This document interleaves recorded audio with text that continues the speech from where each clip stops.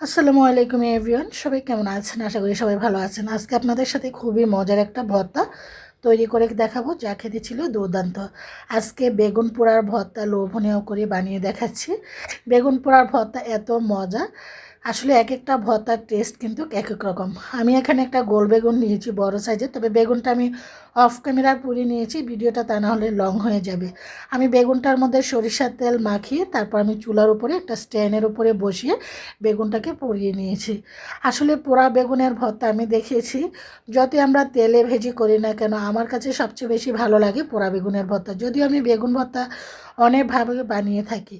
তো এখন বেগুনটাকে চামড়াটা ছাড়িয়ে নিয়ে তারপর এখানে নিয়েছি হলো শুকনো মরিচ তেলে ভেজে নিয়েছি, সরষের তেল 2 চামচ থেকে 3 চামচ নিয়েছি, 3টি পেঁয়াজ আর নিয়েছি ধনিয়া পাতা।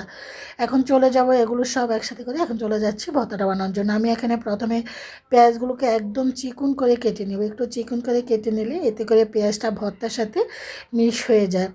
তা আপনার চাইলে পেঁয়াজটা যদি পছন্দ করেন, কাঁচা পেঁয়াজ পছন্দ না করলে আপনারা তেলে ভেজে নিতে পারেন, তবে কাঁচা পেঁয়াজের এই পোড়া বেগুনের ভর্তাটা কিন্তু সবচেয়ে বেশি টেস্ট লাগে। বেগুনটাকে এখানে আমি পেঁয়াজটাকে কুচিয়ে নেওয়ার পর এখন ধনিয়া পাতাগুলো দিচ্ছি। এখন তো ধনিয়া পাতা, শীত মানেই হলো ধনিয়া পাতার সিজন। ধনিয়া পাতা ভর্তাতে তো অবশ্যই দিতে হবেই। আমি তো আসলে শীতের দিন যেহেতু ধনিয়া পাতা সস্তা, সব কিছুর মধ্যেই আমি ব্যবহার করি। আমার কাছে খুবই ভালো লাগে। ধনিয়া পাতাগুলো কুচিয়ে নিয়েছি।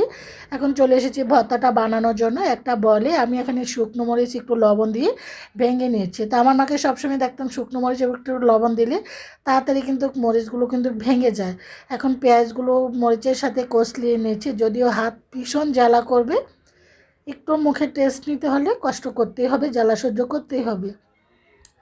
আমি এভাবে করে প্রত্যেকটা জিনিস মাখিয়ে নিয়েছি। এখন ধনেপাতাগুলো দিয়ে ভালো করে একদম নরম করে যখন মাখিয়ে নিব, তখন ভর্তাটা অনেক সফট এবং খেতে কিন্তু দারুণ লাগবে। আগে থেকে এগুলো সব ভালো করে মেখে নিলে তখন কিন্তু আপনার ভর্তাটা বানানো সহজ হয়।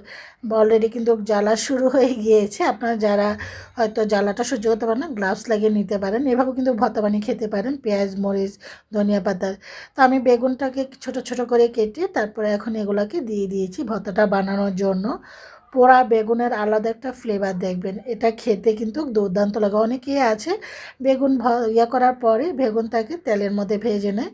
এক একটা বেগুনের ভর্তার টেস্ট কিন্তু আলাদা। তবে আমি যদি বলি, আমার কাছে সবচেয়ে যত বেগুনের ভর্তাই হোক না কেন, সবচেয়ে বেশি টেস্ট লাগে আমার কাছে পোড়া বেগুনের ভর্তা এভাবে তেলে না ভেজেই। এখন দিয়ে দিচ্ছি সরিষার তেল। এখানে আমি 2 চামচ সরিষার তেল দিয়েছি। দিয়ে এখন ভালো করে আবারও মেখে নিয়েছি। এত সুন্দর একটা বেগুনের পোড়া গন্ধ বের হচ্ছে, খেতে কিন্তু দুর্দান্ত হয়েছিল এই বেগুনের ভর্তা। এটা আপনারা রুটি দিয়েও খেতে পারেন, মুড়ি দিয়েও খেতে অনেক বেশি ভালো লাগে। আমার কিন্তু ভর্তাটা হয়ে গিয়েছে। এখন একটা সার্ভিং প্লেটে ভর্তাটা সার্ভ করে একটু খেয়ে দেখাচ্ছি। আলহামদুলিল্লাহ, এত মজা হয়েছে। একটা সার্ভিং প্লেটে ভর্তাটা সার্ভ করে নিচ্ছি। গন্ধটা কিন্তু দুর্দান্ত। আশা করি সবার ভালো। আপুর উপর একটু সরষের তেল দিচ্ছি। সবাই ভালো থাকেন। আল্লাহ হাফিজ।